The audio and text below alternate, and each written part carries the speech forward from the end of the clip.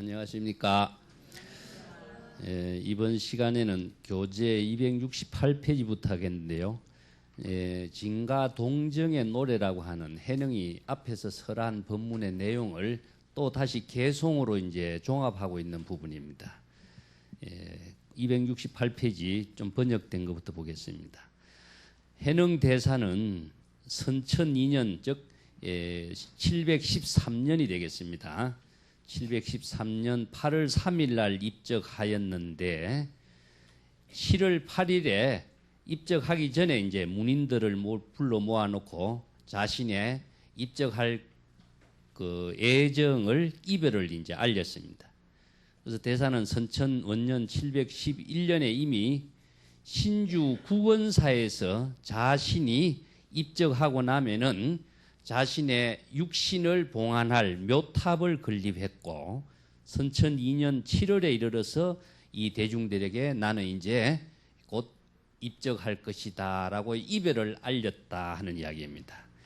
자, 대사가 이제 입적하기 전에 앞에 10대 제자들에게 법문을 특별하게 내렸죠. 상가의 법문 36가지 상대 법문도 했는데 오늘은 입적하기 전에 이제 마지막으로 제자들에게 하는 말이 있습니다. 그대들은 가까이 오라. 10대 제자들에게 하는 소리죠. 나는 8월이 되면 이 세상을 하직하려고 하는데 그대들은 지금까지 나에게 불법을 배웠지만은 아직까지 의문점이 있으면은 지금 곧장 질문해라. 그 의문점들을 내가 모두 해결해 주겠다. 나는 미혹한 사람들에게 그 미혹함을 모두 없애고 그대들을 안락하게 하리라. 내가 입적한 이후에 그대들을 지도하고 교실을 불법을 잘 제시해 줄 사람은 없다. 여기에서 그대들을 안락하게 해주리라고 하는 것이 바로 교화를 이야기한다 그랬죠. 법화경에서 안락 행품이 있습니다. 불법을 열어 보여주어서 일체 중생이 모두 다 불법을 깨달음으로 해서 일체의 번뇌 망념을 모두 초월할 수 있게 됐죠. 그것이 바로 교화인 것이고 안락하게 해준다라고 하는 것은 누가 안락하게 해주는 것이 아니라 불법을 열어 보이면서 본인이 각자 그 안락의 경지를 체득하게 해주는 것이 교화라고 내가 여러 번 이야기했습니다.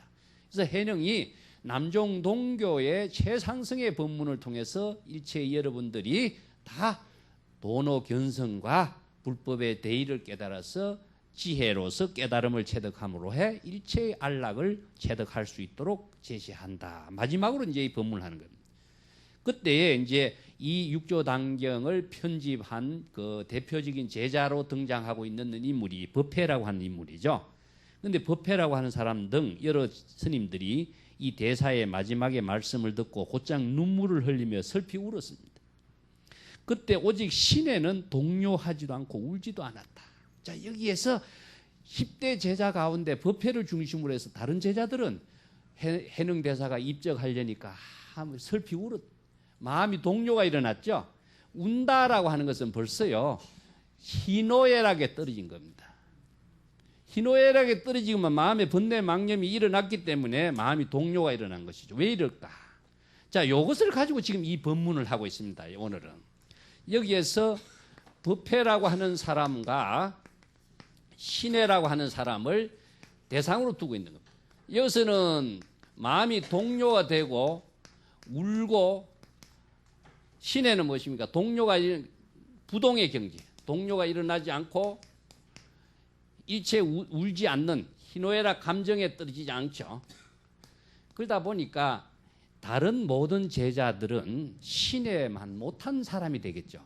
근데 앞에서 우리 한번 생각해 봅시다. 10대 제자, 그대들은 다른 제자들과는 특별하다. 그대들에게 특별한 이 법문을 내렸다 했는데 여기에 왜 법회라고 하는 인물이 육조단경을 편찬하고 건강경의 수보리와 같은 존재로서 법회라고 하는 인물이 등장했는데 이 법회라는 사람을 중심으로 해가지고 여기서 그대들이 한평생 내 밑에서 불법을 공부했다면서 제대로 불법을 공부했느냐 못했느냐 하는 문제를 등장시키고 있어요.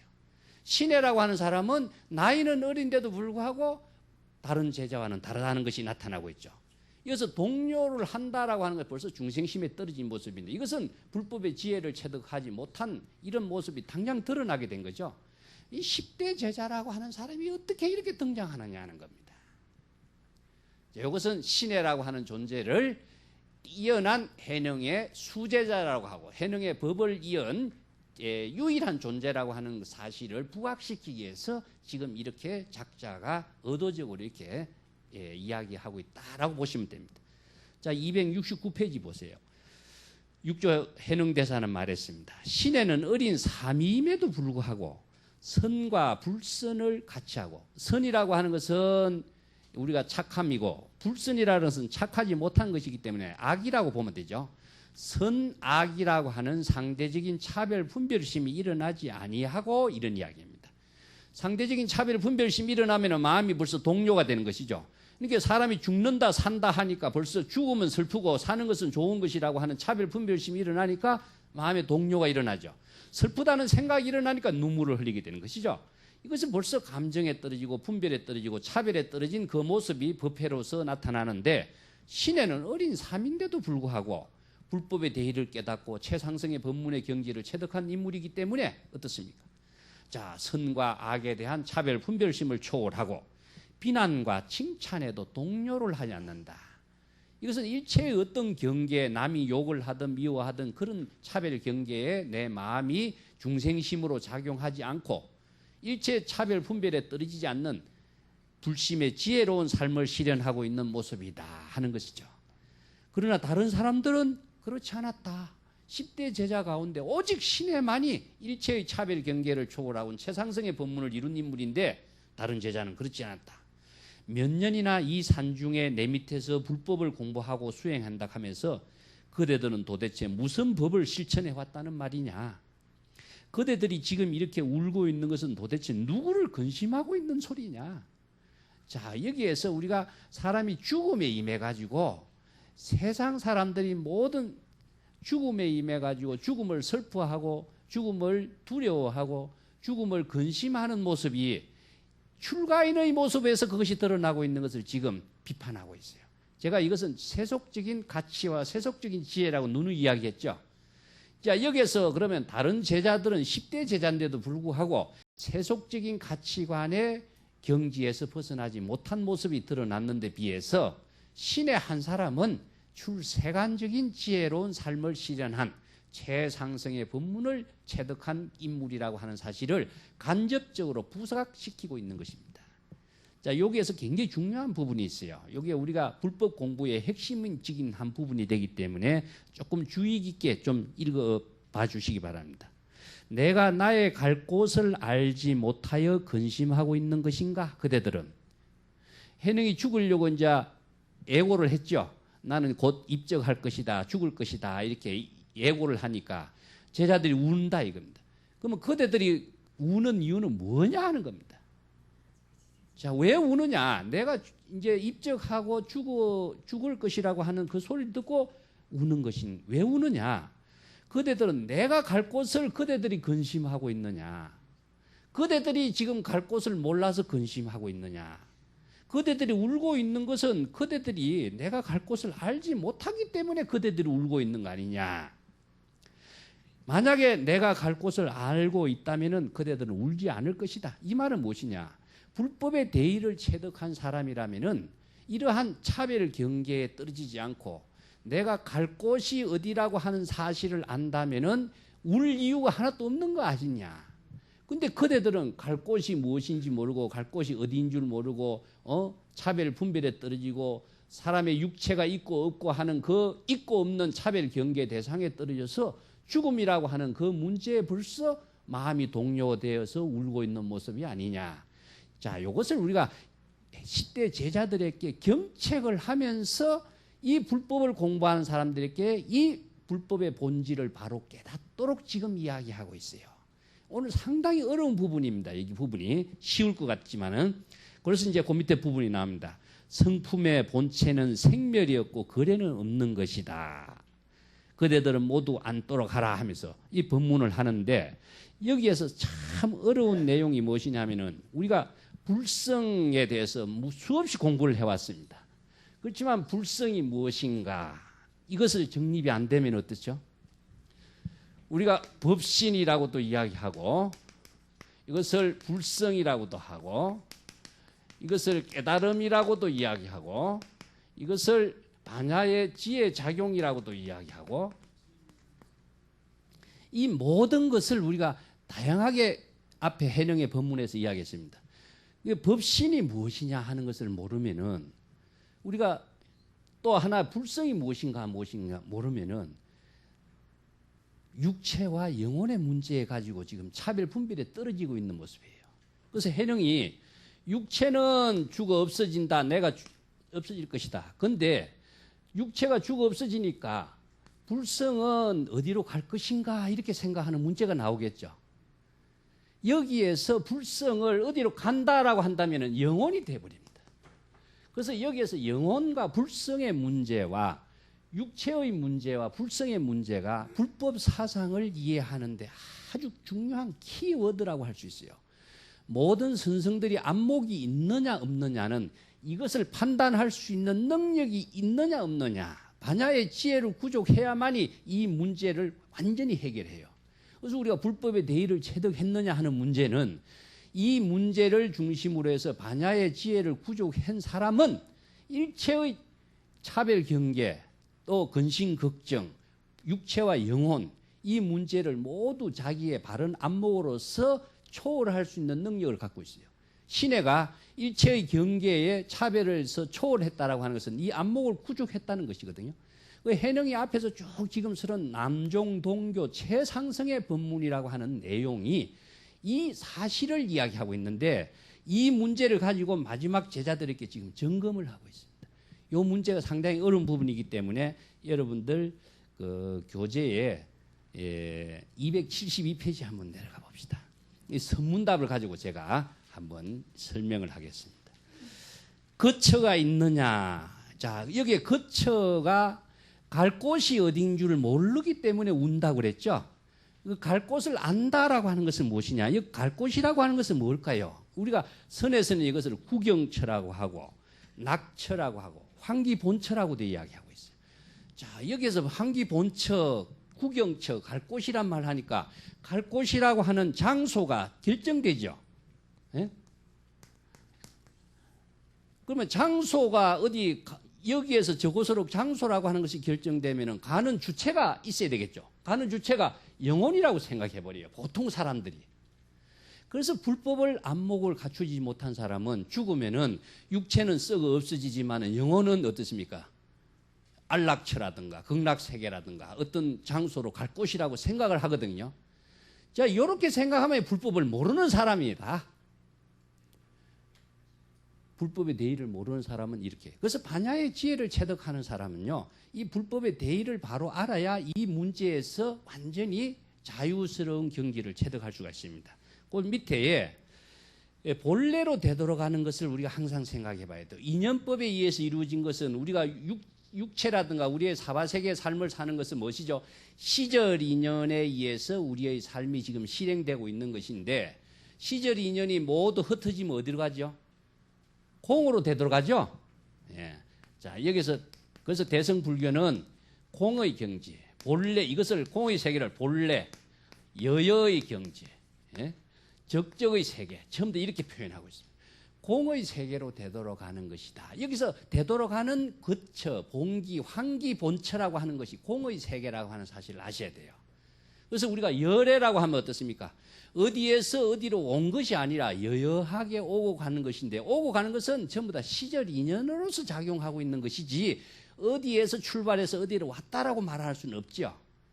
그렇기 때문에 열애, 여여란 말을 쓰는데 이 공의 사상을 토대로 하지 않고서는 불법의 대의나 반야지혜가 작용할 수 없습니다. 그래서 272페이지 좀 볼게요. 불성이라고 하는 것은 번뇌망념이 일어나고 번뇌망념이 일어난 것이 없어지는 생멸도 없기 때문에 불생불멸이라고 하는 겁니다.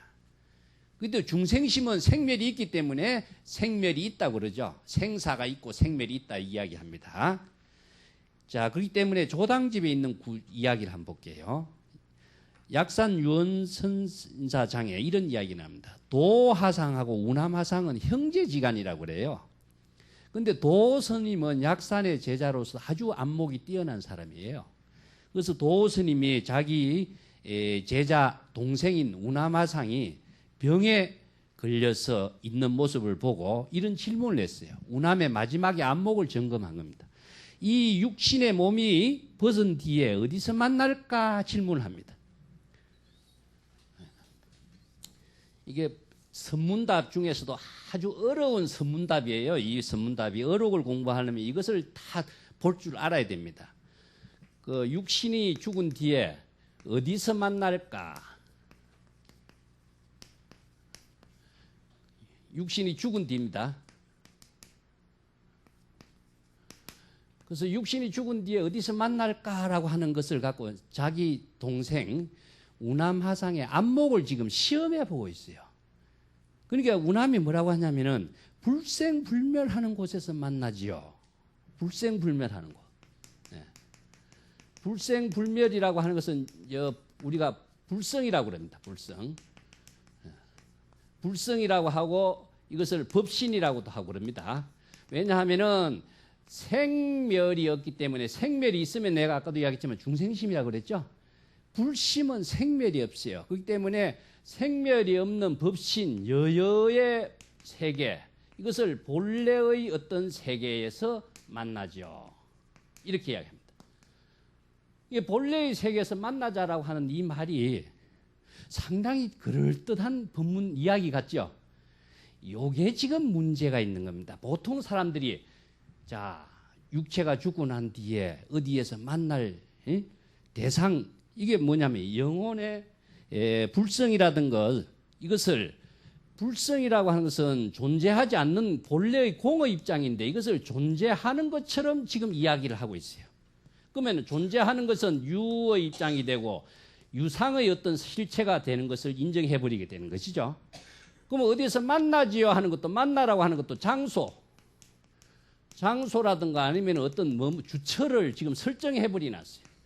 그러다 보니까 육체는 죽고 난 뒤에 불생불멸하는 곳에서 만나지요 하지만 불생불멸이라고 하는 그 자체가 법신의 세계를 이야기하지만은 법신은 본래 공이고 흔적이 없고 자치가 없는데 법신을 흔적이 있고 자치가 있는 어떤 근거 존재로 생각을 해버리니까 착각이 일어나는 거예요. 그러면은 금강경에서 이야기하는 무상의 경지가 벌써 입에 되죠. 그 다음에 무주의 경지가 벌써 입에 되죠. 무상의 실천이 벌써 안목이 없어진 거예요. 그래서 법신의 존재의 실체를 영혼의 어떤 실체인 것처럼 착각을 해버리는 이런 환상이 나타나 버려요. 평생 수행해서 죽을 당시에 이런 선문답을 하는데 이 안목이 없는 사람은 이 법문이 나와요. 그러니까 도화상이 뭐라고 대답했냐 하면은요. 불생불멸하는 곳도 아니고 만나기를 구할 것도 아니다라고 말해야지 이렇게 지적을 합니다. 불생불멸하는 것이 아니라 영혼의 실체를 부정을 한 것이죠. 불생불멸하는 것은 존재의 어떤 대상이 아닙니다. 그렇기 때문에 우리가 존재라고 하는 것이 없는데 존재가 어떤 곳에서 만난다라고 한다면 어떻습니까? 영혼이 되어버리는 문제가 되어버려요. 그래서 불생불멸하는 곳도 아니고 만나기를 구할 것도 아니다. 만나기를 구해서도 안 된다라고 하는 이야기입니다. 만나기를 구하려고 한다면은 육체는 죽어 없어지도 영혼이라고 하는 어떤 불성이라고 하는 어떤 실체, 영혼이라고 하는 어떤 실체가 어디에서 만날이라고 생각하는 것을 예측을 하고 생각할 수 있는 만날 수 있는 공간과 장소를 상정을 함으로 해서 그것이 결국 뭡니까? 집착의 대상으로서의 존재밖에 안 남죠. 이 선문답은 이렇게 차원이 높습니다. 이 얼뜻 보면 도대체 이해하기 어려운 말입니다. 그렇지만은 한마디 한마디가 반야사상, 불성사상을 정확하게 알아야 선문답의 내용과 본질을 정확하게 꿰뚫어낼 수가 있어요. 그래서 이 사람아 불생불멸하는 곳도 아니고 만나지도 구하지도 말아야지 이렇게 대답을 해야지 어떻게 불생불멸하는 곳에서 만나지요 이런 어리석은 바보 같은 소리를 하느냐 이 지적을 하는 거예요. 그래서 이제 이 하나의 선문답을 가지고 우남선사는 죽을 때까지 정법의 안목을 구족하지 못한 인물이 아니냐 이렇게 평가를 내려요.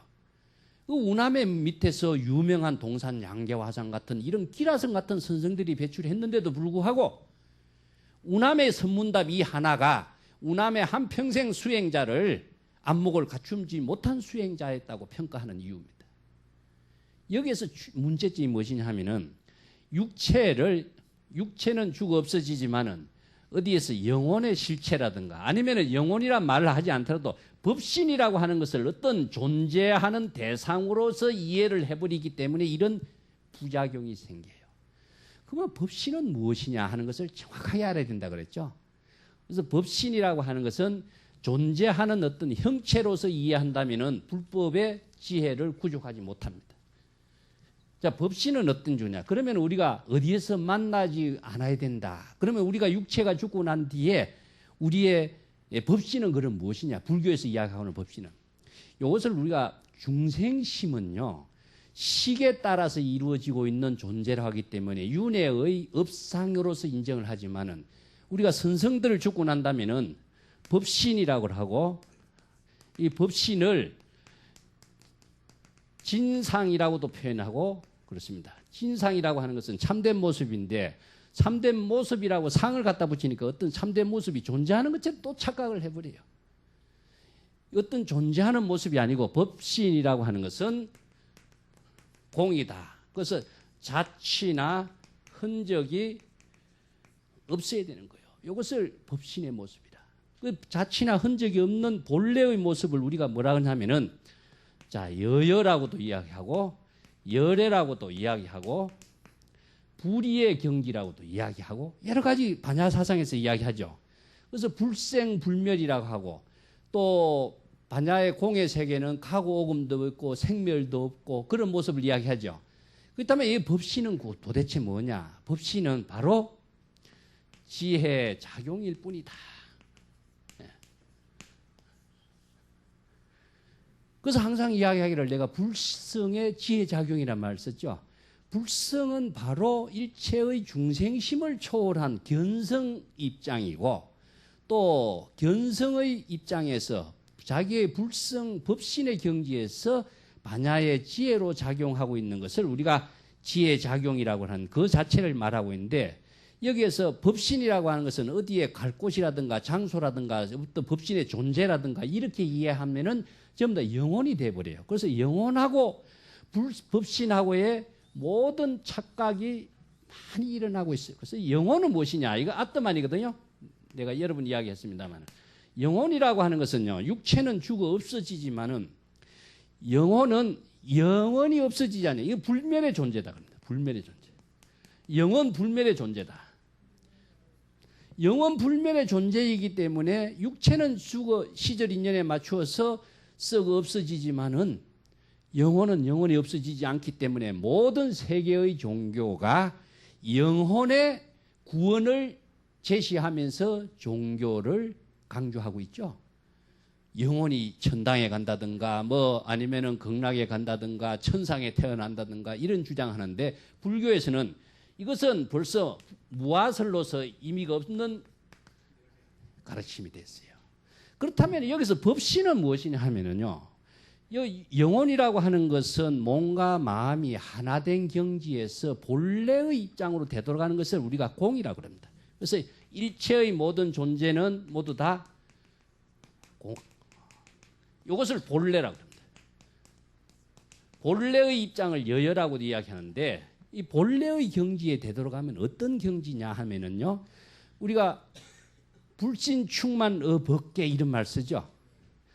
그러면 우리가 깨달음의 경지에서 법신의 지혜작용으로서 우리들의 모든 삶이 다 법신으로서 되어서 회항을 했을 때에는 우리가 어느 장소에서 어디로 가는 것이 아니라 일체의 삼라만상과 일체의 모든 법계와 재불보살과 하나된 경지가 되어버리는 거예요. 그럼 만나는 주체가 있고 만나는 객체가 있으면 이것은 또 하나의 영혼이 되어버리겠죠. 그렇기 때문에 뭡니까? 자, 화엄경에서 불신 충만 어법계란 말 한번 봅시다. 일체의 모든 불신이 충만, 일체의 모든 공간에 법계에 충만되어 있다. 그래서 이 법계라고 하는 것은 무엇이냐? 지방 삼세를 우리가 법계라 그러죠.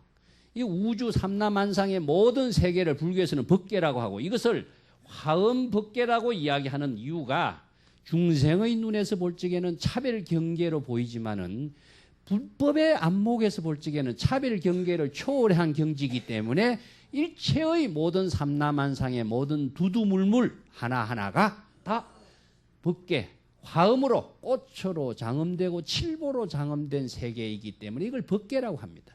그래서 깨달음의 경지는 중생심의 차별을 초월했기 때문에 우리들이 자신이 육체는 죽어 없어지고 자기의 법신의 본래 모습은 무엇이냐? 본래 공으로 되돌아가는 경지가, 공으로 되돌아갔다라고 하는 경지는 일체의 법계와 하나된 경지로 되돌아가는 것을 말해요. 그러면 되돌아간 공간이 있느냐 하면은 우주 삼라만상 시방 삼세가 공간이라고 보면 안 되겠죠. 본래로 되돌아가는 입장을 말해요. 이것이 거처가 어디냐? 환기본처란 말이 그런 의미입니다. 본래의 장소라고 하는 말을 쓰니까 어떤 장소가 있는 것처럼 착각을 해버리는데, 본래의 장소라고 하는 것은 공의 세계입니다. 본래. 공의 세계라고 하는 것은 허공 일체 삼라만상과 하나된 경지이기 때문에 나는 육체가 죽어 없어지지만은 법신이라고 하는 존재가 어떤 자치나 흔적으로 존재하는 것이 아니고 어느 공간으로 되돌아가는 것이 아니고 일체의 본래의 자신의 본래로 되돌아가는 공의 세계로 되돌아갔을 때에 자신의 법계와 자기의 불신과의 일체 재불과의 하나가 된 경지가 되는 거죠. 이것을 만법일이라고 그래요. 이 때문에 여기 불교 사상과 다른 종교의 차이점이 여기에 있는 것입니다. 우리가 이제 극락정토에 왕생을 한다는 말도 똑같은 의미예요. 극락정토라고 하는 자체가 하나의 모든 법계의 세계를 극락정토라고 보시면 되는 것이지, 이것이 어느 공간과 장소라고 보면 안 된다. 그렇기 때문에 자신이 본래의 청정한 불심의 지혜 작용 그 자체가 법신이고, 법신의 지혜 작용과 일체 재불의 법신과 하나된 경지로 되돌아가는 세계를 바로 본래로 되돌아간다, 여여의 경지로 되돌아간다, 공의 세계로 되돌아간다, 이런 말을 쓰는 겁니다. 그렇기 때문에 어느 공간과 장소 또 가는 주체를 법신을 어떤 존재하는 어떤 실체로 보거나 영혼으로 본다면은 안목이 없는 사람이죠. 그래서 운암화상이 이 법문의 내용하고 육조 해능대사가 자, 내가 어디로 가는지 그대들은 근심을 하느냐, 어디로 갈 것인가, 이 본래 여여의 경지로 법신의 세계로 자기가 모든 삶이 해양되는 것인데, 우리가 여기에서 가장 중요하게 생각할 것이 무엇이냐 하면은 지혜로운 삶을 실현하는 모습 그 자체가 바로 법신의 모습인 것이지, 법신의 모습이 어떤 형체나 모양이나 형상이나 이름으로 존재하지 않는다는 것입니다. 그렇기 때문에 반야신경에서 일체 이름도 없고 모양도 없고 주처도 없고 형상도 없다라고 하는 말을 이야기하고 있어요. 그래서 반야의 지혜를 구족한 사람이 바로 법신인 것이고, 법신은 일체의 자치나 흔적이 없는 경지, 또 머무름의 장소가 없는 경지, 그렇기 때문에 일체의 우주 법계에 편만된 본래의 경지로 여여의 세계로 하나된 경지, 이것이 바로 환기본처란 말을 쓰는 겁니다. 본래로 되돌아간 경지. 그래서 해능의 법문의 참된 실상은, 법신의 지혜의 작용은 우리가 해능의 법문을 통해서 해능의 법신의 경지와 우리와의 만남이 이루어져요. 그렇기 때문에 우리가 부처님을 만난다라고 하는 의미도 부처님의 가르침의 경전의 설법 가르침의 내용 그 자체를 우리가 부처님을 만난다고 하는 것이지, 대상의 부처를 만나는 것이 아니라 자신의 부처와 일체 재불 법신의 가르침과의 만남을 통해서 자신이 바로 부처가 된 경지가 됐을 때 만남이 이루어지는 겁니다. 이걸 우리가 감흥이란 말로 내가 전에 이야기했죠. 감흥. 재불 법신이 우주 법계에 충만되어 있다라고 했을 때에 자기 법신과 재불 법신과의 차별이 생기면은 주객이 나누어지겠죠. 그러면 나도 일체의 차별 대상을 초월한 것을 우리가 법신의 경지라고 하고 깨달음의 당체라고 이야기한다면은 재불 법계에 충만된 재불 법신과 자기와가 하나된 경지가 본래 여여의 세계다. 이 경지가 바로 명상도 없고 현적도 없고 주처도 없는 본래 공의 세계인 것이다. 여기에서 재불과 자기 재불 법신과 나와의 감흥이 자연스럽게 이루어지죠. 이것을 우리가 환기본처라고 이야기하는 겁니다. 이 때문에 흔적과 자책이 남아있는 것은 모든 집착의 대상, 차별의 대상을 만들어버리는 중생으로 전락되기 때문에 법신의 지혜의 작용을 통해서 일체의 차별, 흔적, 자취를 남기지 않는 본래 여여의 경지에서 지혜로운 삶을 실현하는 그 자체가 바로 본래로 되돌아가는 자신의 갈 곳을 아는 이런 의미로 이야기를 하고 있는 겁니다. 그래서 우리가 여기서 진상이라든가 진이라든가 이런 표현을 우리가 많이 쓰는데, 진상은 법신의 모습이고 또 우리가 고성들 죽었을 모습을 그린 것을 진영이라고 그러죠. 제가 한번 이야기했습니다. 법신의 그림자, 법신의 사진이라는 이야기입니다.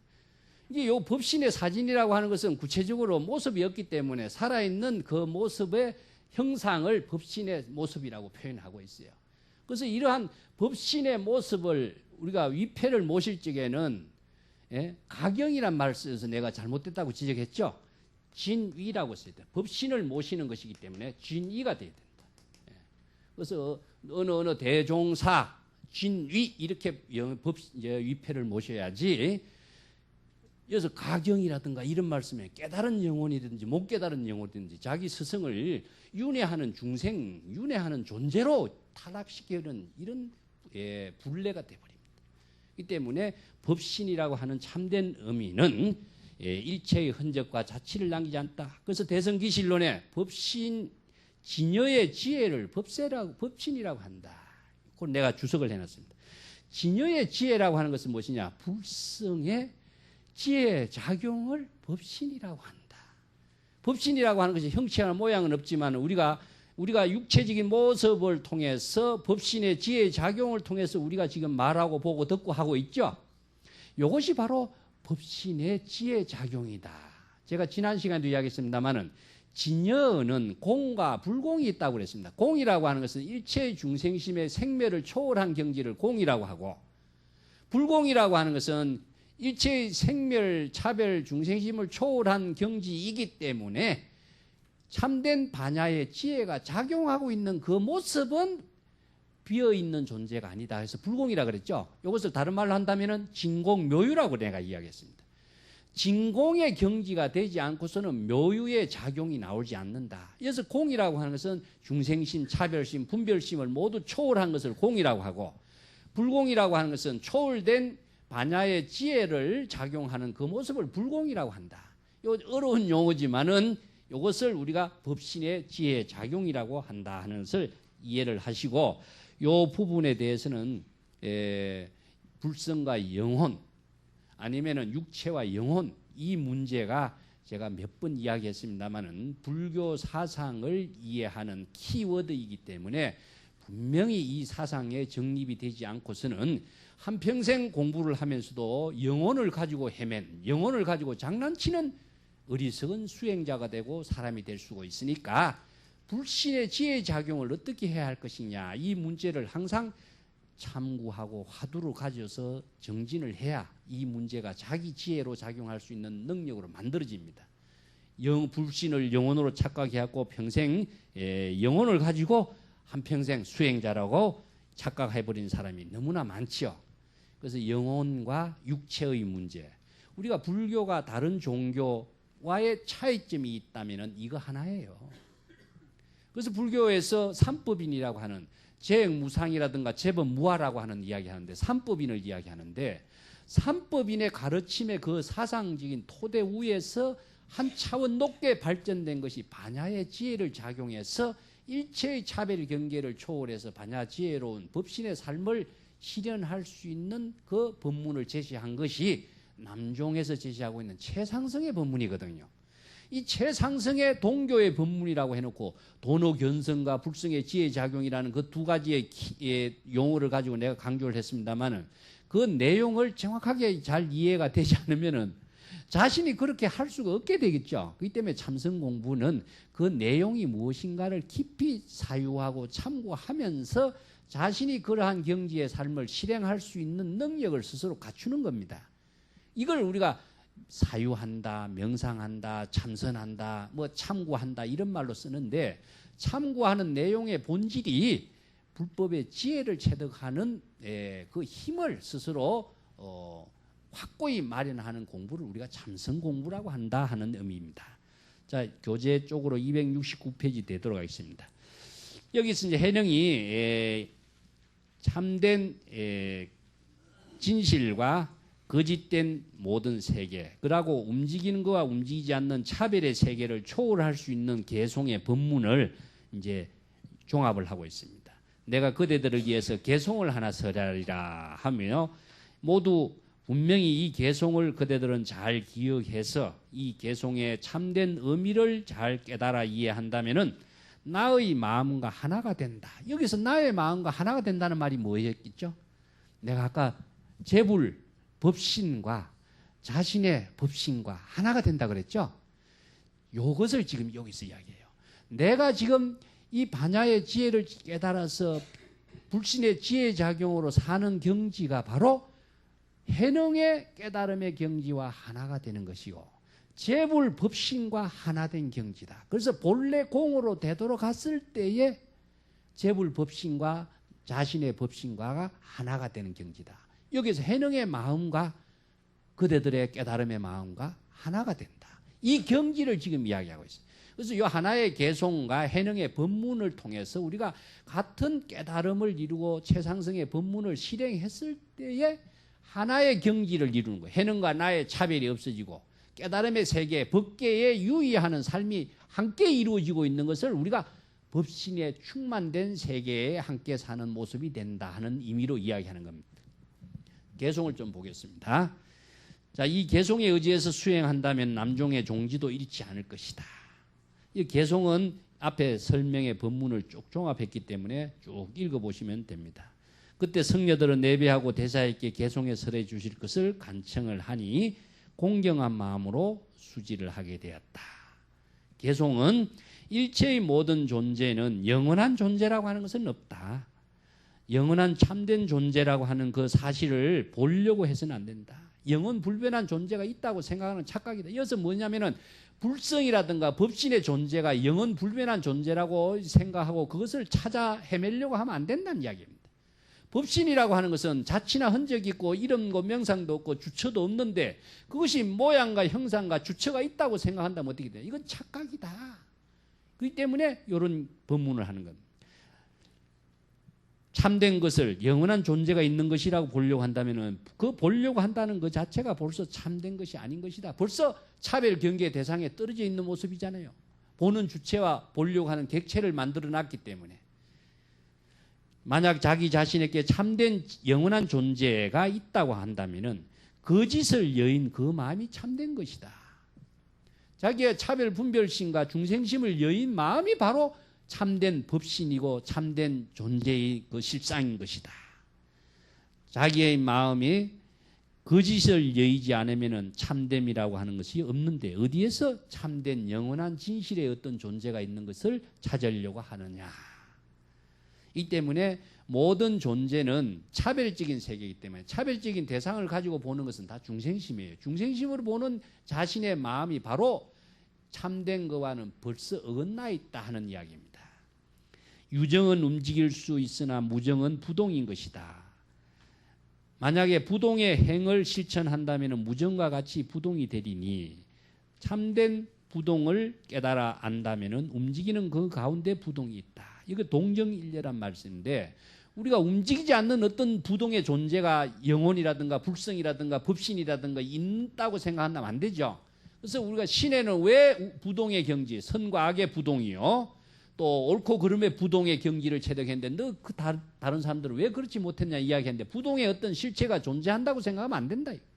부동이라고 하는 것은 작용하고 있는 그 가운데 차별에 떨어지지 않는 그 경계가 부동인 것이지 부동의 존재나 실체라고 하는 것은 있을 수가 없다. 이것을 지금 개송으로 옳고 있습니다. 부동은 그대로 부동인 것이고 무정에는 부처의 종자가 있는 것이다. 능히 여러 모양을 분별하고 본성의 근본 자리를 부동이라고 하는데 이것은 우리가 진여자성 일체의 차별 경계에 있지만은 차별 경계에 물들지 않는 연꽃 같은 경지라고 그랬죠. 이러한 자신의 불성을 깨닫게 된다면 이것이 곧 진여의 작용인 것이다. 도노견성의 경지가 바로 진여의 지혜 작용인 것이다. 도를 배우는 여러분께 말하니 열심히 노력해서 정신 차려 수행하라. 대성의 법문에 있으면서 생사의 지혜, 생사의 번뇌 망념에 사로잡혀서는 안 된다. 우리 눈앞에서 불법을 깨달은 사람을 만나면 그와 함께 부처님의 말씀을 논하도록 하라. 불법에 대해서 진리를 논하고 불법을 깨닫도록 공부하도록 하라 하는 이야기입니다. 만약에 불법을 깨달은 사람을 만나지 못하면 합장해서 착한 일을 하도록 권하라. 불교의 근본은 본래 다툼이 없는 것. 다툼은 도의 본의를 잃어버린 것이니 미혹에 사로잡혀서 법문을 가지고 논쟁을 한다면 자성은 생사윤화에 빠져버린다. 우리가 법문을 논쟁을 할 적에도 법을 가지고 토론을 할 적에도 이게 선문답에서도 감정이 갖고 하고 성부욕을 가지고 논쟁을 하면 잘못된 거다 이겁니다. 그래서 법을 논의한다라고 하는 것은 진리를 바로 깨달아서 깨달음의 지혜로운 삶을 나누고 인격을 나누기 위해서 법을 토론하고 논의하고 하는 것인데 내가 남에게 이기려고 하는 성부심을 갖거나 또 자기의 주장이 옳다라고 하는 것을 내세우려고 하거나 이런 마음을 갖고 한다면은 중생심으로 가지고 무슨 법을 논의한다는 의미가 있겠느냐. 여기서 화합이라고 하는 말이 그래서 나와요. 화쟁이라든가 화합이란 말이 실천사상에서 가장 중요하게 등장하고 있는데 유명한 원효의 사상을 한마디로 이야기한다면 화쟁이란 말 씁니다. 여러분 화쟁이란 말이라든가 화합이라고 하는 말 자체가 성부심이 초월된 경지예요. 그래서 화라고 하는 것은 자기의 본심과 하나 된 것을 말하고 있습니다. 불심과 개합된 것을 화라고 합니다. 여기에서 쟁이라고 하는 것은 논이라고 하는 뜻인데 이 모든 상대적인 의견을 차별적인 사고의 의견이라고 하는 것은 중생심의 입장에서 볼 적에는 시비가 있고 또 성부심이 있고 논쟁이 있고 옳고 그름을 논의하고 돼 있어요. 그렇지만은 이것을 모든 차별적인 의견의 사고를 화합을 시킨다라고 하는 것은 무엇이냐? 반야의 지혜로서만이 화합을 시킬 수가 있어요. 우리가 법의 기준이 무엇이냐? 우리가 불법이 자기 마음대로 주장하는 것이 불법이라고 한다면 불법의 모든 기준이 없이 된다면 불법은 혼란을 불러일으킬 겁니다.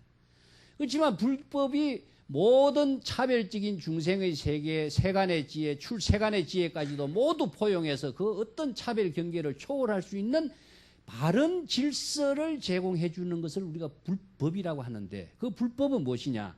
근본으로서 모든 것을 융화시키고 통섭해 버릴 수 있는 능력을 갖출 수가 있다.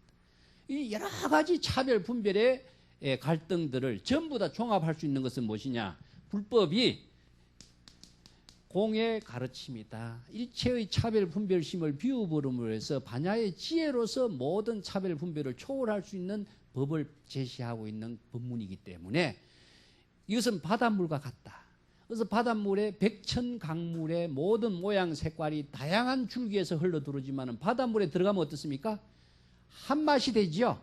이걸 일미라고 합니다. 그래서 일미의 풍경을 우리가 해인산매라고 이야기하는 것처럼 모든 차별 분별을 하나로 화합시키는 것이다. 그래서 화합시키는 것은 본래의 불심에서 가능한데 바닷물에서는 이것을 일미라고 이야기합니다. 한맛, 이려, 하나, 여여, 부동 여러 가지가 이제 전부 다 같이 반야의 지혜로운 경지를 체득했을 때에 불법이라고 하는 최상승의 법문이라고 하는 그 반야의 지혜로 일체의 차별 분별심을 모두 초월하고 중생심을 모두 다 비울 수 있는 그 대성의 법문이 바로 여기에서 해능이 설하고 있는 부동의 여여한 법문의 내용이다.